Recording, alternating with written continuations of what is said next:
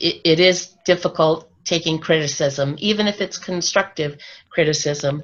I think we just need to be upfront that we are in a safe and gracious space, that we respect everyone and their opinions. We start every one of our meetings now with a code of ethics, where we state that this is a place where everybody's opinion is valued. I think we just all have to be mindful, enter that space, and make it a place that we're all safe to have opinions and help each other grow in a constructive way. As a leader, I'm sure you always have to come up against people who you disagree with. So how can we work to respectfully disagree with people? I think the important thing is not to focus on the differences, but focus on the areas that you have in common. And so, for instance, like the Chamber of Commerce is probably the opposite of a labor organization. I mean, they're looking out for the business interests in the community.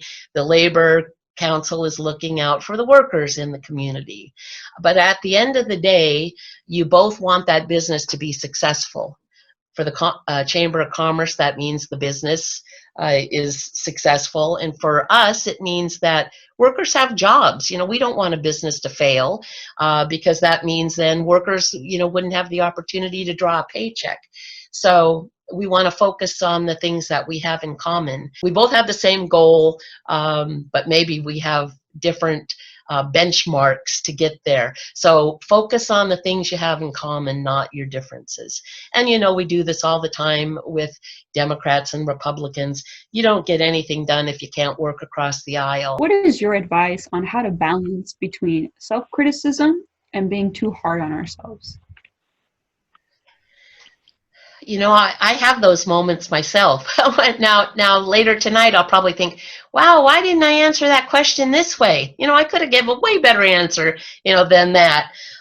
So I try to over-prepare. I try to, like, I have 5 pages of notes right to my right here of things that, I've jotted down thinking, oh, geez, if they ask me about this, I want to be sure and say that. And then, gosh, I didn't say that at all afterwards. But, I think we are too hard on ourselves.